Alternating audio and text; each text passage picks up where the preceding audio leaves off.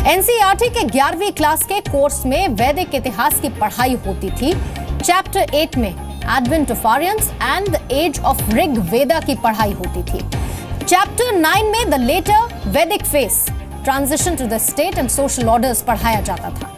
साल 2007 से 11वीं क्लास से वैदिक इतिहास का चैप्टर हटा दिया गया। वैदिक चैप्टर हटाने की वजह एनसीईआरटी को नहीं पता। आरटीआई के जरिए वैदिक इतिहास को हटाने की जानकारी मांगी गई तो इसका कोई भी जवाब एनसीईआरटी के पास नहीं था और इसके साथ ही एनसीईआरटी ने यह भी कह दिया कि फिलहाल पाठ्यक्रम में शामिल करने की इसकी कोई भी योजना नहीं है। मेरे साथ तमाम मेहमान हैं, लेकिन रुक करना चाहूंगी मैं केटीएस सराव का, जो कि प्रोफेसर हैं, इतिहासकार हैं, इस पर और ज्यादा प्रकाश डाल पाएंगे। प्रोफेसर सराव, ये कहने में बहुत बुरा लगता है जब आप ये कहते हैं कि क्या आपके इतिहास को खत्म करने को लेकर कोई साजिश रची जा रही है, क्योंकि इतिहास आपके पास है, वो सब कुछ है, और वो नहीं तो आपके पास कुछ भी नहीं। लेकिन उसके बाद सवाल ये उठता है कि आखिर इतना बड़ा स्टेप ले लिया गया, उसको रिव्यू नहीं किया गया। आपको क्या लगता है कि इतनी सारी चीजों के बाद रिव्यू ना करने के पीछे की वजह क्या है? दूसरा, इससे किसको क्या फायदा होगा अगर वैदिक इतिहास का चैप्टर पाठ्यक्रम से हटा दिया जाए, बच्चों को इसकी जानकारी ना दी जाए, और बच्चों के लिए कितना बड़ा नुकसान? पूर्णिमा जी हमें टाइम दीजिए ना। सर, मैं आऊंगी आपके पास। मुझे सच में यही लगता है कि ये बहुत बड़ी साजिश है भारत के इतिहास को डीवैल्यू करने की।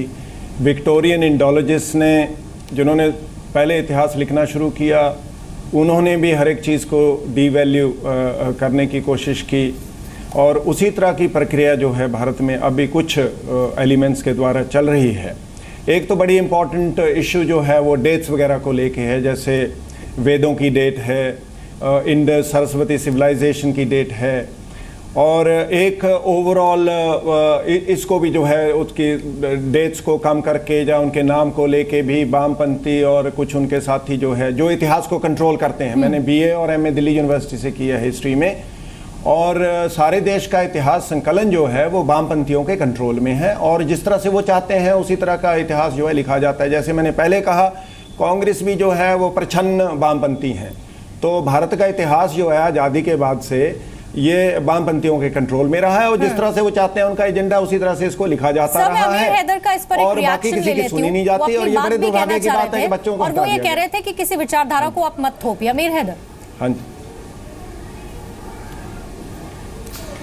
पूर्णिमा जी, वामपंथी की विचारधारा ये है, वो जो आरटीआई एक्टिविस्ट हैं, ये लोग उनका साथ देते हैं। ठीक है प्रोफेसर। ये आरटीआई एक्टिविस्ट हैं, ये जो बैठे हैं, इन्हें देश से माफी मांगनी चाहिए। ये जो इतिहासकार हैं, ये हमारे देश की धरोहर है।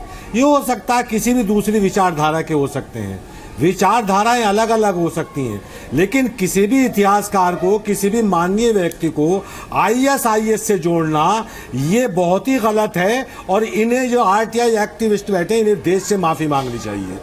और रही बात आर्य की, 1500 ईस्वी से लेके 1600 ईस्वी तक का ये कार्यकाल है, इसमें पता चलता है कर्मकांड का, इसमें ब्रह्मा विष्णु महेश पैदा होते हैं, इसमें नदियों की पूजा शुरू होती है, इसमें अंधविश्वास का संचार। मुझे वाइंड अप करना है, इसलिए आपने जो बात बोली मैं ललित मिश्रा से इतिहास कोई भी हो, इतिहास बच्चों को पढ़ना चाहिए। ठीक, ललित मिश्रा।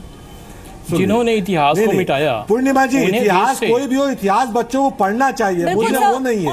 लेकिन मैं ये है कि इन्हें देश से आज माफी मांगनी चाहिए। अब ये इस देश में आगे जब बढ़ पाएंगे, जब ये देश से माफी मांगेंगे कि पाठ्यक्रम से उन्हें देश से माफी नहीं मांगनी चाहिए, बल्कि जो इसे सामने लेकर के आए उन्हें देश से माफी मांगनी चाहिए। ये जो सिलसिला शुरू हुआ था, जेएनयू में एक प्रोफेसर इमेरिटस हैं मैडम रोमिला थापर जी, उनके समय से शुरू हुआ था। उन्होंने कहना शुरू किया कि जो रिवीजन की डिमांड है, जो उन्होंने पहले लिखा हुआ है, वो सेफ्रनाइजेशन का पार्ट है। शिक्षा का मतलब होता है कि आप जो भी एक बार लिखें उसके बार बार रीडिस्कवर करें, रीअपडेट करें, अपडेट करते चलें। जब भी अपडेट करने की बात आती है उसे सेफ्रनाइजेशन से जोड़ देते हैं। दूसरी बात है क्यों ये किया जा रहा है। एक विचारधारा जो ये वामपंथी विचारधारा चाहती है कि वैदिक युग को खाना बदोश लोगों का युग बताया जाए, जबकि इस युग में सबसे पहले हम लोगों ने अग्नि का आविष्कार कर घरेलू उपयोग में शुरू किया।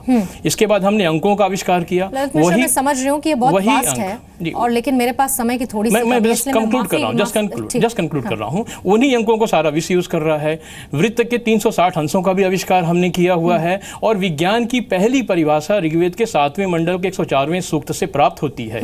तो जहां पर बौद्धिक क्षमताएं इतनी बढ़ रही हैं, उसे नहीं हटाया जा सकता। इसकी है जिसकी वजह से इसे खत्म करने की कोशिश की जा रही है। ललित मिश्रा, शुक्रिया आपका बहुत। रवि त्रिपाठी और साथ ही अमीर हैदर आपका भी, और प्रोफेसर केटीएस सराव आपका भी। लेकिन सवाल मौजूदा सरकार से कि आखिर कब तक रिव्यू किया जाए और इसे वापस से पाठ्यक्रम में शामिल किया जाए, ताकि स्टूडेंट्स वैदिक चैप्टर को पढ़ सके, वैदिक इतिहास को जान सके।